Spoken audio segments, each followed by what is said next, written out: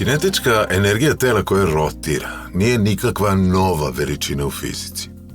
To je ista ona kinetička energija koju smo upoznali kod pravolinijskog kretanja, ali iskazana pomoću veličina koje su primerene kružnom, odnosno rotacionom kretanju. Kako iskazati kinetičku energiju tela koje rotira? Prilikom rotacije tela, svi njegovi delići se kreću, obilazeći oko ose rotacije istom ugaonom brzinom omega. Međutim, pošto se delići nalaze na različitim udaljenostima od ose rotacije, svaki delić ima neku svoju tangencijalnu brzinu VI jednako RI puta omega. Slovo I je celobrojni indeks koji označava redni broj uočenog delića mase. Počinje od broja 1 pa nadalje do posljednjeg delića. Svaki uočeni delić mase posjeduje neku kinetičku energiju koja se može iskazati kao 1/polovina MI VI na kvadrat.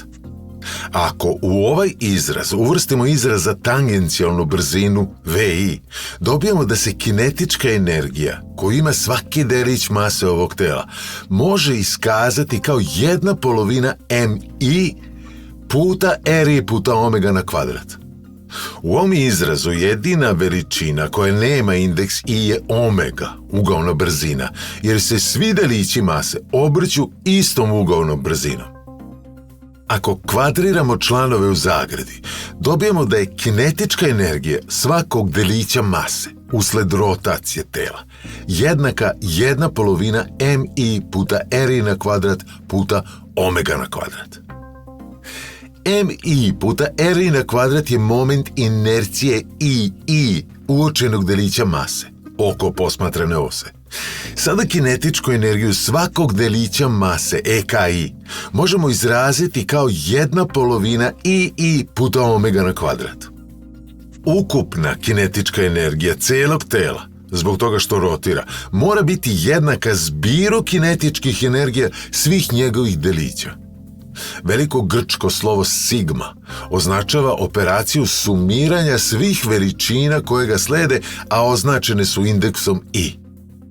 Pošto znamo da je moment inercije aditivna veličina, zbir momenata inercije svih pojedinačnih delova rezultovaće ukupnim momentom inercije tela I, pa konačni izraz za kinetičku energiju rotacije glasi EK je jednako 1/polovina I puta omega na kvadrat.